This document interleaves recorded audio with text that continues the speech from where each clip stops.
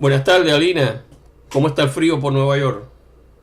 Bueno, hoy no hay tanto frío, si te voy a decir lo que está lloviendo acá en Nueva York, pero el frío no lo hay. El Eh, aire acondicionado mío, que yo no sabía que estaba encendido, arrancó esta mañana. Óyeme, qué barbaridad. Entonces, bueno, no pierdas la fe. Dentro de poco vas a poner que poner el calefactor. Entonces, y dentro de poco es cuestión de 2 o 3 semanas más tardar, ¿no? Entonces, Sí, no, ya están dando, pero hoy se disparó el aire acondicionado. vaya, entonces, bueno, por aquí está lloviendo también pesadamente. Me parece que son los cambios climáticos. A veces hay que Yo, creerle a esa gente. Entonces, yo creo que sí, yo creo que sí. óyeme, Alina, mira, yo creo que lo más interesante de todas las noticias de esta semana son las candidaturas para los Oscars de habla no inglesa, donde hay varias. Una de ellas es nada menos que la Julieta de Pedro Almodóvar, que va a representar a España. Bueno, y Pedro Almodóvar merece muchos premios, indudable. Pero esta es la primera criba. Dejará los primeros 85 films presentados, dejará solamente 9 de esos 85 films que están tratando de competir.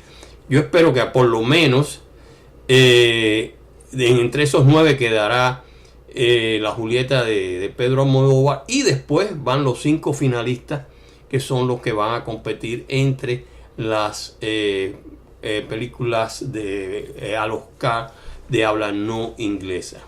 ¿Qué me puedes decir de eso? Bueno, a mí me parece que siempre los Óscares tienen una propuesta muy interesante en las cosas de no habla inglés. La película de Almodóvar, Julieta, me parece formidable porque es importante que se den cuenta que Almodóvar se ha movido en su mirada cinematográfica, y esta película puede ponerlo de esa manera, que ya no es el Almodóvar del principio, y eso es importante. Y el segundo, me parece muy bien que compita una película alemana como Toni Edermann, de la cineasta Maren Ade, porque abre también una puerta que hace mucho tiempo ya que la Academia de Hollywood no miraba a las películas alemanas. Son muy pocas películas alemanas que se han llevado un Oscar, y esta abre esa posibilidad. Sí, De la, creo que hay tres películas alemanas. Primera, El tambor de hojalata, que es es basado en una la novela de Günter Grass, que es una de las grandes novelas del siglo XX y que data del año 79. muy bien llevada a la pantalla. El tambor de hojalata muy bien llevada a la pantalla. Y después fue En un lugar de África, que es del 2002, y La vida de los otros, del 2006. Pero Sí, ya hace 10 años que ninguna película alemana ha logrado ningún, entra en esa categoría. ningún Oscar. Esta vez tiene que compartir con el drama de Julieta de Pedro Almodóvar, que es un drama muy complejo. Indudablemente ya no es el Pedro Almodóvar de esas cantidades de magníficas comedias que ha hecho. Eso es lo que lo hace interesante. La nueva mirada que tiene Pedro Almodóvar después de tantos años para presentar un drama con esa complicación que es Julieta. Porque relaciones entre madre e hija muy pocas se pueden llevar de una manera hermosa. Sí, sí, es una película muy compleja y bueno, tiene los toques de Almodóvar, que siempre son originales, ¿no? Pero bueno, esperemos a ver por lo menos quién llega a la última criba, que son los 5 finalistas, que ya serán a principio de año que dan los 5 finalistas, porque los Oscars, Enero, sí, enero. los Oscars son en febrero. Y bueno, hay también otro clásico del que podemos hablar. Nada menos que ha encontrado un guión perdido de Ingmar Bergman, el sueco, y uno de los grandes cineastas europeos de finales de este siglo y del otro también. Del otro, me Sí, quiero decir. ¿no? Y Ujú. es que escribió, fue a principio de los años 80 que escribió el guión de 64 minutos con Rebecca, 64 Minutes with Rebecca, que es una historia sobre una mujer en busca de la libertad sexual y política, pero nunca llegó a convertirla en una película. Ese tema, si tú analizas, es decir, a principios de los 80 ese tema era mucho más complicado de lo que es el día hoy, ¿no? Ese tema de la mujer que busca la libertad sexual y política. Y en 30 años pues eso ha evolucionado mucho. Y precisamente es una directora sueca también la que hará realidad este proyecto perdido del cineasta. Y fue en 1969, nada menos, que Bergman escribió este libreto con la mente puesta en una futura colaboración con otras dos leyendas del séptimo arte, Federico Fellini, el de La Dulce Vida y Akira Kurosawa, nada menos, también el de Los Siete Samuráis. Pero parece que no se llegaron a poner de acuerdo. ¿Qué opinión tienes sobre eso? Bueno, mira, me parece extraordinario que el guión apareciera. Tan actual en los 80 como lo es hoy. Porque en apariencia las mujeres tienen libertades, pero aún todavía a la mujer se le mira desde un segundo o tercer plano. Porque quiera que no, si son personas que se lanzan a buscar lo que quieren, son muy agresivas. Si son personas que tienen una libertad sexual, son muy, ¿cómo se le dice a esto en español? Muy promiscuas. O sea, no, a las mujeres no se la miran desde el mismo prisma que se puede mirar a un hombre. Lo tienes ahí con los candidatos que tenemos ahora para la presidencia. Ni siquiera la candidata presidencial tiene que ver con los últimos correos electrónicos, pero como está ligado al nombre de ella por otras circunstancias, otra vez le abren las miras a el FBI. Eso no tiene sentido a esta altura, cuando se le ha mirado de arriba abajo y no se le ha podido encontrar nada. Yo no tengo control de lo que otra gente hacen, si están cerca de mí o no, porque eso es imposible. Entonces, lo que también es interesante es que quien hace esta película de este guión de Bergman es Austen, que nunca vio ojo a ojo con Bergman. Nunca se llevaron bien, ni siquiera hasta la muerte de este hombre que ocurrió en el 2007.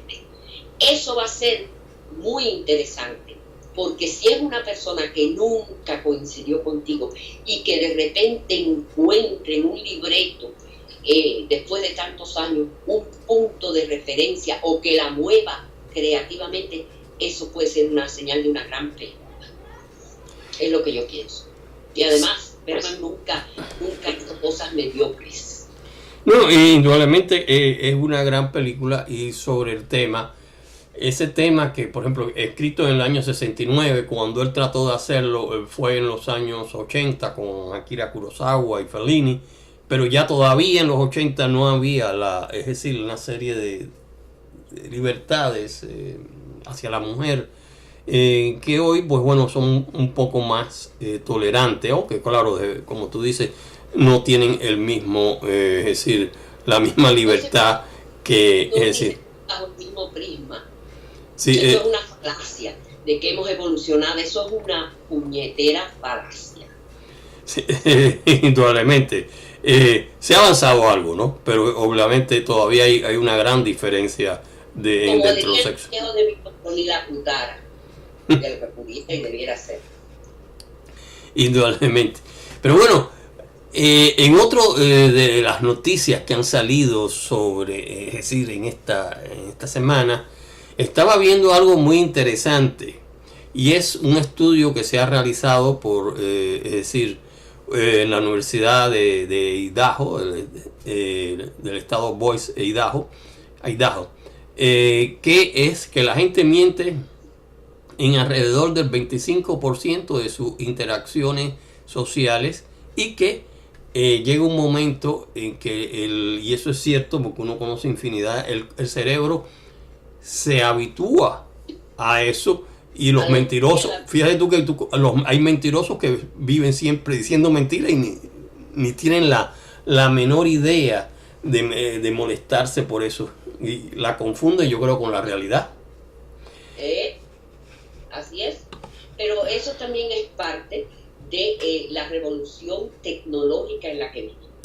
Donde tú puedes poner el retrato de una persona que no es el tuyo, ahí empieza la primera mentira, y entonces tú hablas desde esa perspectiva.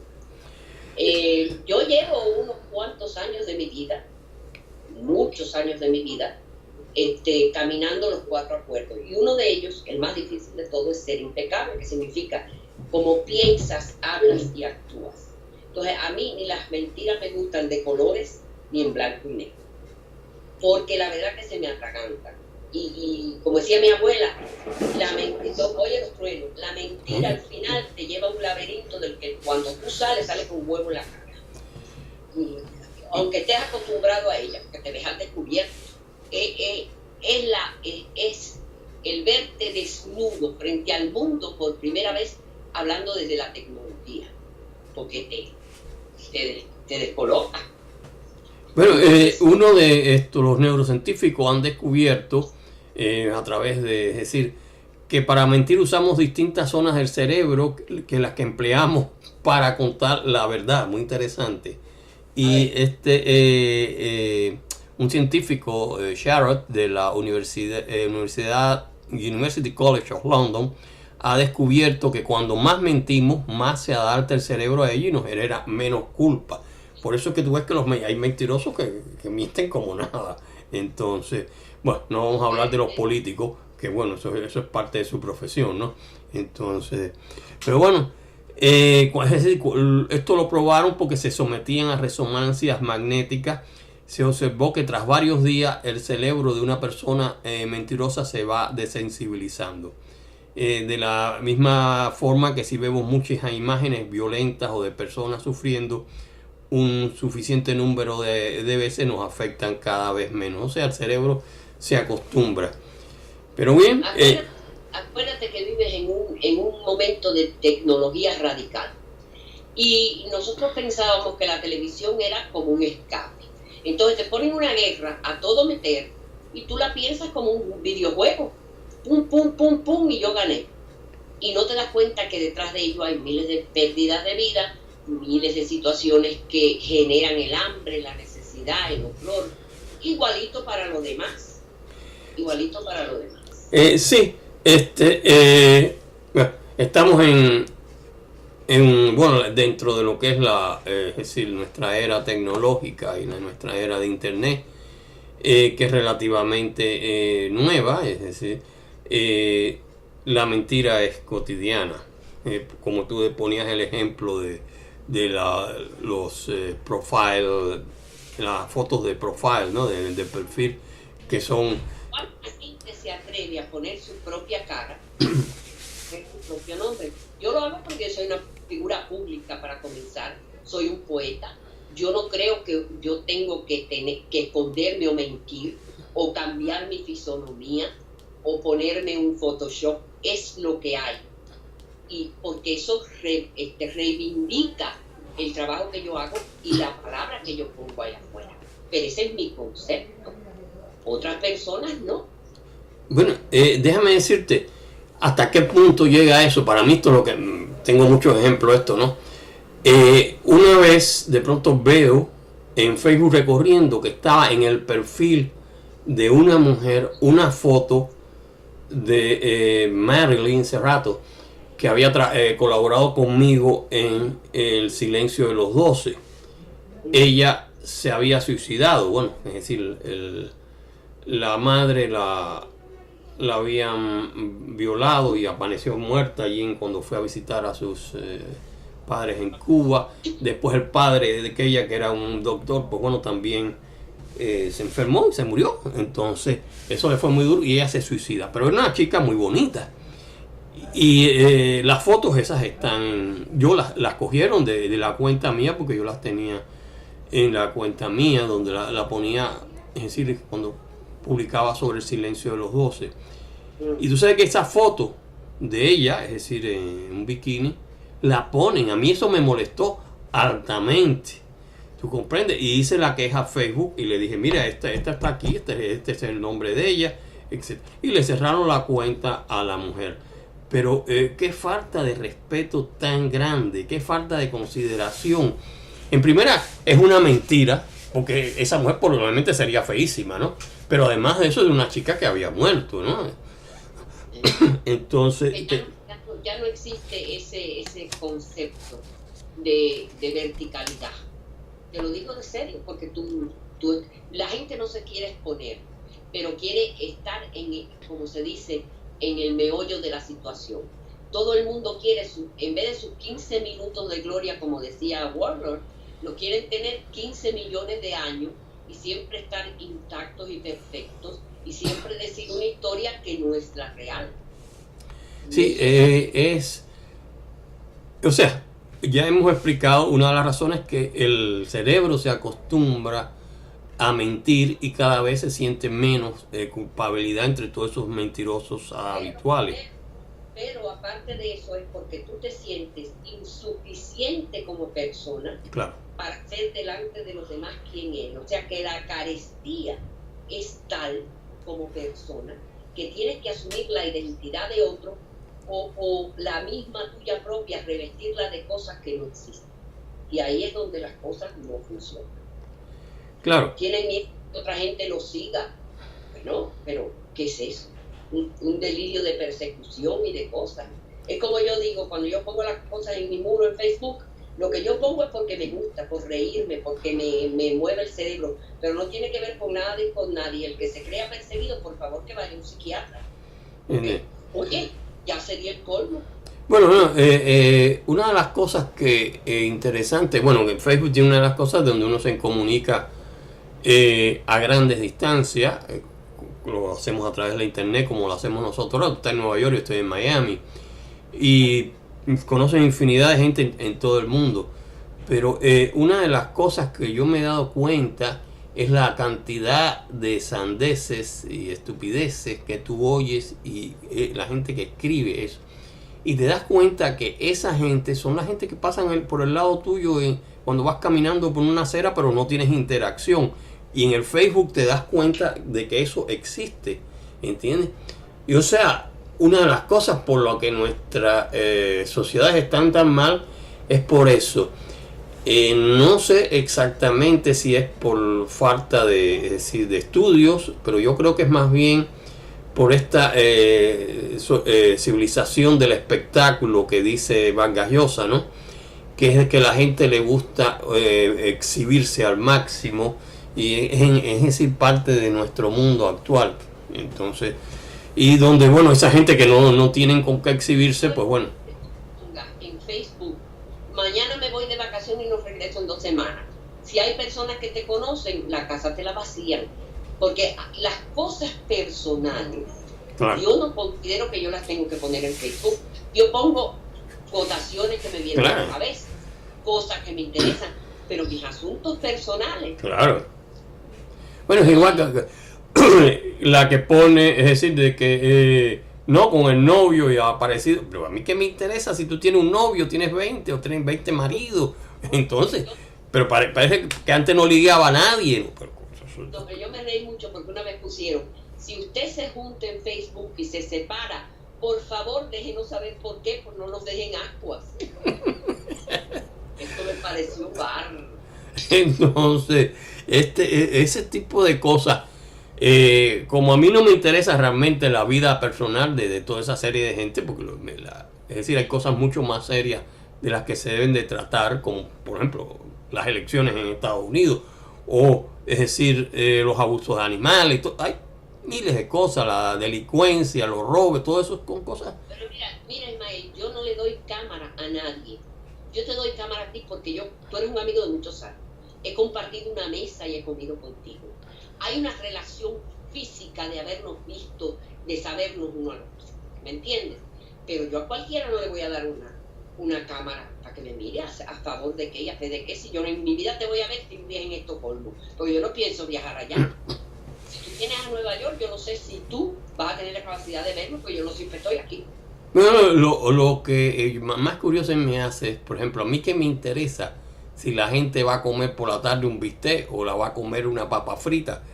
Esas son las cosas. Imagínate, a nadie le interesa, o sea, que no tienen nada que decir, pero tratan de figurar en algo porque no tienen más nada que decir.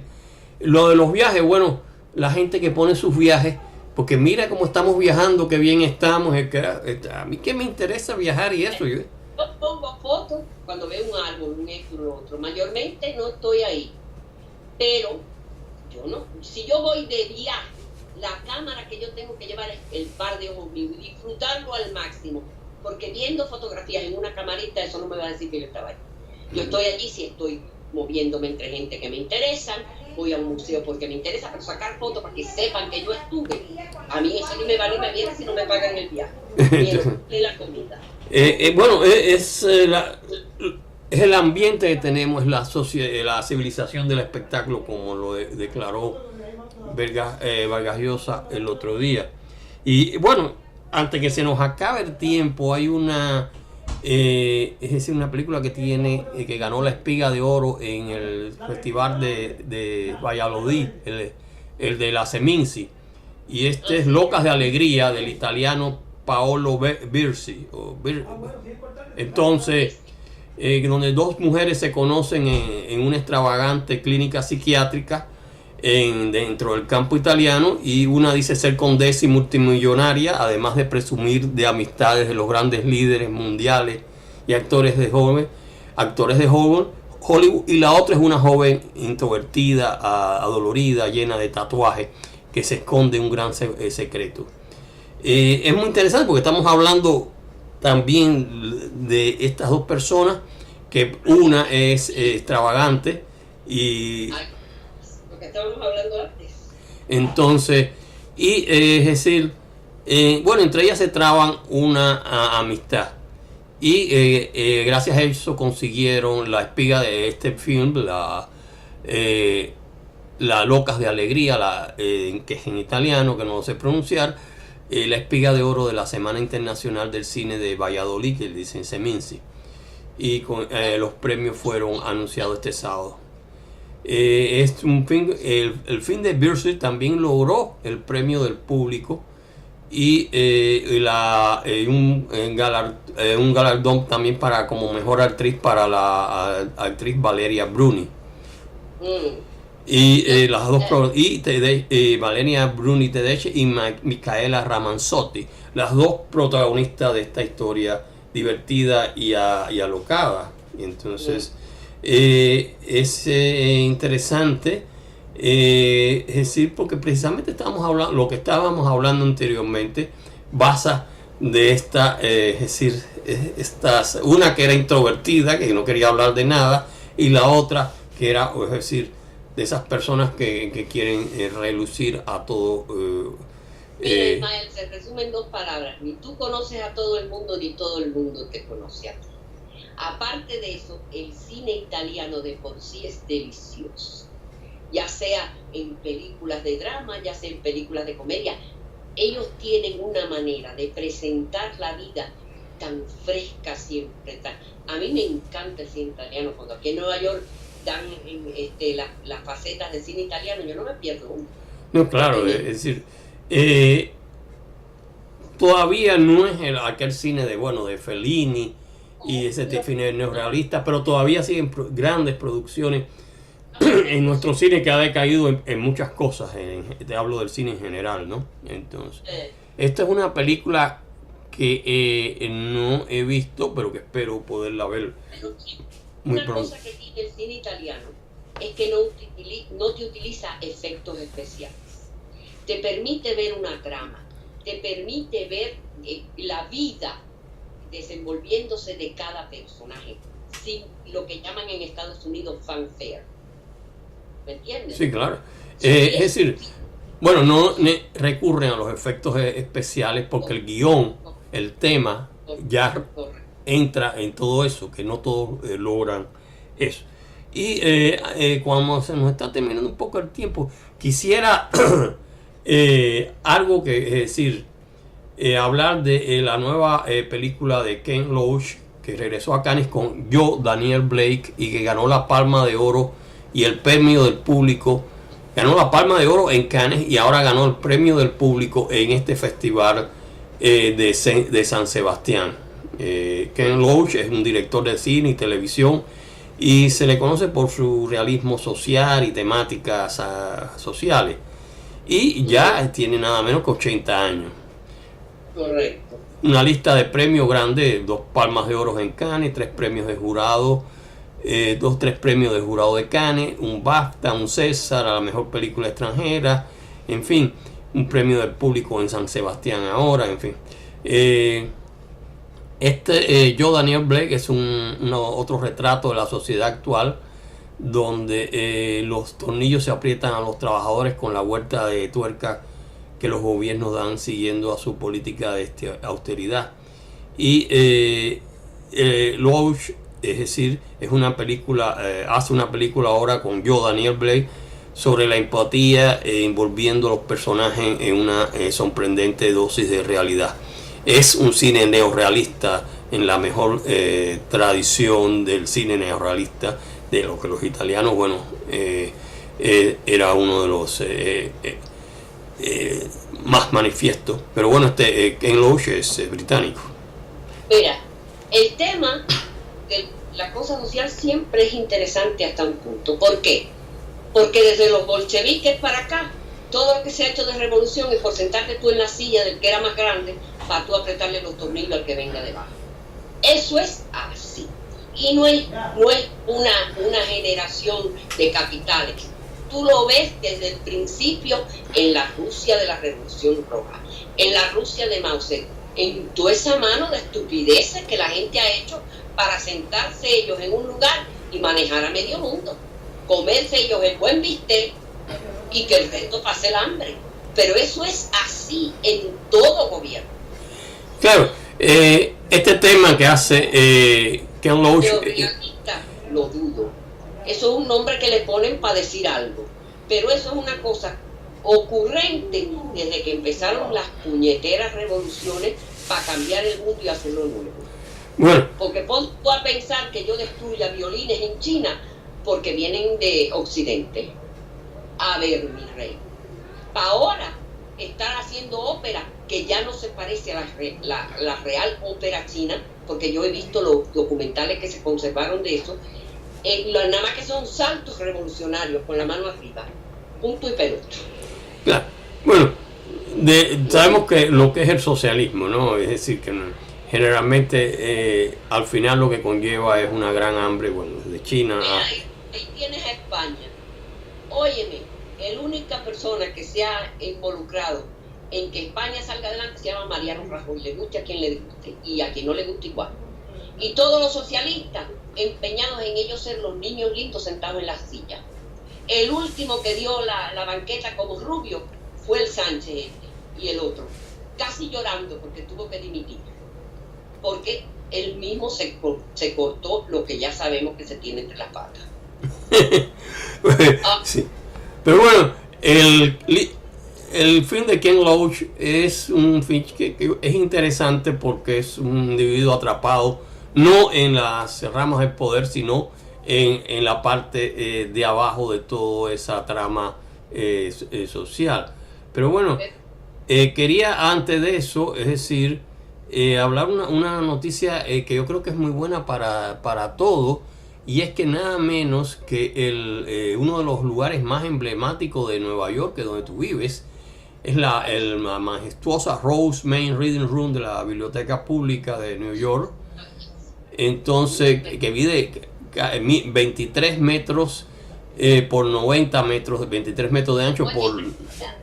Ahí se hubiera podido hacer la película de Harry Potter, esa de la mesa con las velas, porque es que el lugar, el recinto es una belleza, de elegancia, de vibración, es precioso, precioso. No, yo lo visité unas cuantas veces, es decir, cuando vivía en New York, aunque me vi un poco lejos de Manhattan, ¿no? Pero siempre fue un lugar muy acogedor, bueno, para el que le gusten los libros.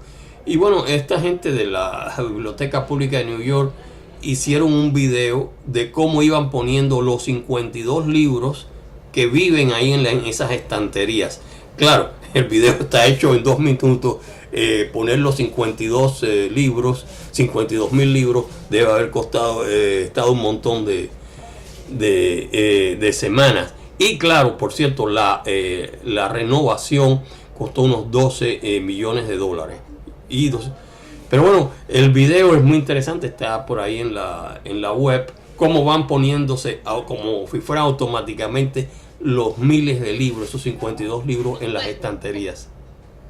En estos momentos tan tecnológicos, preservar el olor y la textura de un libro es una acción titánica y de valientes, para que no desaparezca lo que es el tacto del libro.